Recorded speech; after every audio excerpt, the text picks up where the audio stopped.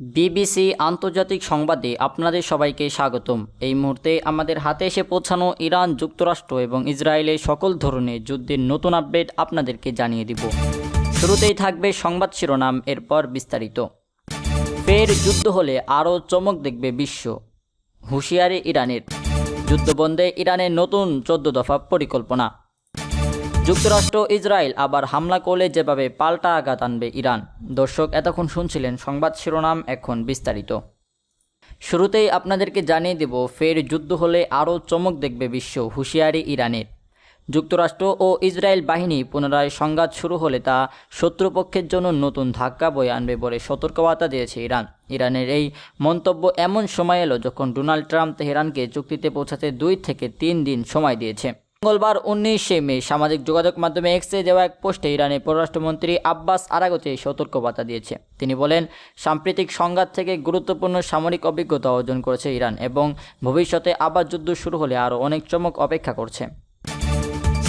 এরপরে আপনাদেরকে জানিয়ে দিব যুদ্ধবন্ধে ইরানের নতুন 14 দফা পরিকল্পনা। চলমান সংঘাতের অবসান ঘটিয়ে স্থায়ীভাবে যুদ্ধবন্ধে একটি সংশোধিত 14 দফার নতুন শান্তি পরিকল্পনা জমা দিয়েছেন ইরান। মধ্যস্থকারী দেশ পাকিস্তানের মাধ্যমে এই প্রস্তাব যুক্তরাষ্ট্রের কাছে পাঠানো হয়েছে বলে নিশ্চিত করেছেন তেহরান। ইরানের এই নতুন শান্তি প্রস্তাবের পর এবং উপসাগরীয় অঞ্চলে দেশগুলোর অনুরোধে তেহরানের উপর নির্ধারিত সামরিক হামলা আপাতত স্থগিত করার ঘোষণা দিয়েছে মার্কিন প্রেসিডেন্ট ডোনাল্ড ট্রাম্প। সোমবার 18 মে ট্রাম্প জানান, ইরান যাতে পারমাণবিক অস্ত্র তৈরি করতে না পারে সেজন্য তাদের সঙ্গে একটি স্থায়ী শান্তি চুক্তির পৌঁছানো এখন খুব ভালো সম্ভাবনা তৈরি হয়েছে। তবে ট্রাম্প তার সামাজিক যোগাযোগ মাধ্যমে ট্রুথ সোশ্যালের এক পোস্টে মার্কিন সামরিক বাহিনীকে সতর্ক করে বলেছেন, ইরান যদি কোনো অগ্রহণযোগ্য চুক্তিতে না আসে তবে সে যে কোনো মুহূর্তে তাদের উপর বড় ধরনের পূর্ণাঙ্গ হামলা চালানো।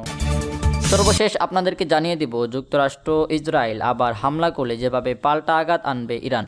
ইরান ও যুক্তরাষ্ট্রের মধ্যকার ভঙ্গুর যুদ্ধবিরতি ভবিষ্যতে আবারও অনিশ্চিত হয়ে পড়েছে। রোববার 17 মে যুক্তরাষ্ট্রের প্রেসিডেন্ট ডোনাল্ড ট্রাম্প ইরানের বিরুদ্ধে নতুন করে যুদ্ধ শুরুর হুমকি দিয়েছেন। তবে একদিন পর তিনি জানান, গুরুত্বপূর্ণ আলোচনা চলায় পরিকল্পিত নতুন হামলা সাময়িকভাবে স্থগিত করা হয়েছে। তবে ইরানিরা সম্ভাব্য নতুন হামলার জবাব দেওয়ার প্রস্তুতি নিয়ে আসছে। তারা ইঙ্গিত দিয়েছে যে তাদের উপর হামলা চালানো হলে প্রতিবেশী দেশগুলো ও বিশ্ব অর্থনীতির কাছ থেকে এর চরম মূল্য আদায় করতে দ্বিধা করবে।